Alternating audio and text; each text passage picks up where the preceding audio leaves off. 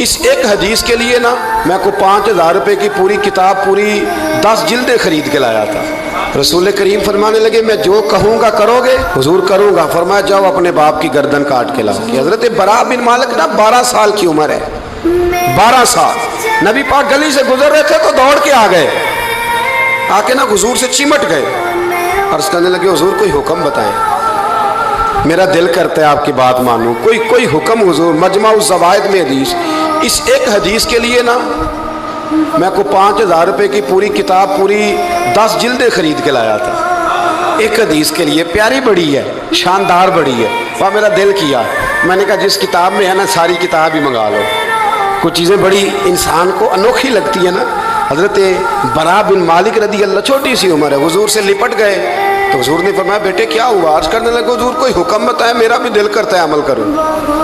تو حضور نا چھوٹے چھوٹے کام بتاتے ہیں، دکان سے، یہ بچوں کو یہی بتانا ہوتا ہے نا، دکان سے لے آ، یہ کر دے، فلاں کو بلا لے، لیکن حضور ان کی غیر موجودگی میں ان کا ذکر بڑا کرتے۔ ایک دن کچھ لوگ کہنے لگے حضور بڑا ذکر کرتے ہیں پر وہ کرتا تو چھوٹے موٹے کام ہے بچہ۔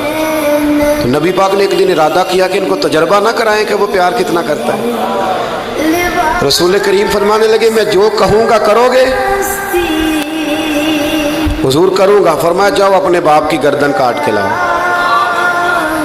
کس کی جی؟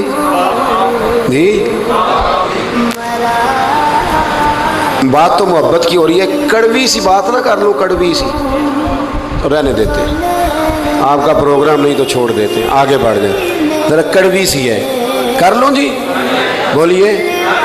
یعنی باپ کی، ہم محبت رسول میں صرف داڑھی کی بات کرتے ہیں، کسی کی گردن کی نہیں، صرف ہم کہتے ہیں حضور سے محبت ہے تو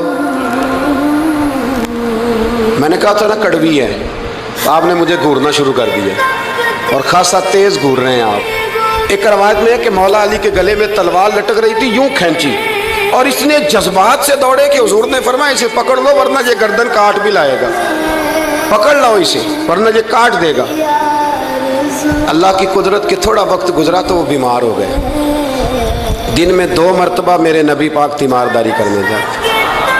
ایک شام رسول کریم تشریف لے گئے تو حضور سرانے بیٹھے، ماتھے پہ ہاتھ رکھا تو کریم محبوب ان کے باپ کی طرف کان میں کچھ کہا ان کے والد سے، حضور رونے لگے۔ اور پھر حضور نے دوبارہ ماتھا چوما، پیار کیا اور چلے گئے۔ حضرت براء بن مالک چھوٹی عمر تھی، کچھ نے لکھا طلحہ بن براء نام تھا ان کا۔ تو حضرت طلحہ بن براء نے اپنے ابا کو قریب بلایا اور چارپائی پہ بٹھایا، کہنے لگے ابا جی حضور کیا فرما گئے؟ کہا بیٹا تیرے والی بات نہیں۔ کہا نہیں بتائیے۔ کہا نبی کریم علیہ السلام نے فرمایا کہ شام کو نا میرے طلحہ کا انتقال ہو جائے گا اور جب اس کی روح پرواز کر جائے تو مجھے خبر کرنا، میں آ کے جنازہ پڑھاؤں۔ ٹھنڈ بڑی تھی مدینے میں، ٹھنڈ بڑی تھی۔ حضرت طلحہ نے نا اپنے باپ کا ہاتھ پکڑا اور اپنے سینے پہ رکھا، کہنے لگے ابا حضور تو جو فرما گئے پر میری وصیت یاد رکھنا، نبی پاک کے دین کا قانون یہ ہے کہ جب کوئی انتقال کر جائے تو جلدی دفن کرو، اس طرح کرنا رات کا وقت ہوگا،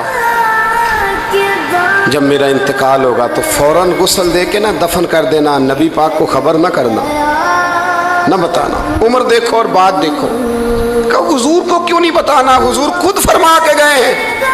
تو کہنے لگے رات کا وقت ہوگا تو جن گلیوں سے حضور نے گزر کے آنا ہے نا وہ یہودیوں کے محلے ہیں، ایسا نہ ہو کہ میرے جنازے کی وجہ سے کوئی یہودی میرے نبی کو تکلیف دے دے، میرے جنازے کی وجہ سے، جنازے کی وجہ، میرا جنازہ خود ہی پڑھ کے مجھے دفن کر دینا۔ ان کا انتقال ہو گیا، رات کو دفن کر دیا، صبح حضور تشریف لائے، وہ محبوب جنہیں اللہ نے غیب کے خزانوں کی کنجیاں عطا فرمائی۔ فرمایا بتایا کیوں نہیں؟ مجھے بتاتے، میں خود جنازہ پڑھتا۔ بتایا کیوں نہیں، خبر کیوں نہیں کی؟ میں جنازہ پڑھتا، میں خود پہنچتا۔ تو باپ رو پڑے، عرض کرنے لگے حضور میرا تو پتر تھا، میرے لیے اس سے بڑی سعادت کیا ہوتی کہ آپ جنازہ پڑھاتے، پر اس نے وصیت کر دی تھی کہ حضور کو بتانا نہیں، تکلیف ہوگی۔ نبی کریم فرمانے لگے بتاؤ مجھے اس کی قبر کہاں ہے؟ اور یارو غور کرنا، ساری دنیا گنبد خضرا روضہ رسول پہ اور نبی پاک ایک غلام کی قبر پہ تشریف لے گئے، خود نبی کریم گئے اور آج حضور نے دعا انوکھی فرمائی، فرمایا اے اللہ جب میرا طلحہ تجھ سے ملے نا تو ذرا اس سے مسکرا کے بات کرنا جو تیری شان کے لائق،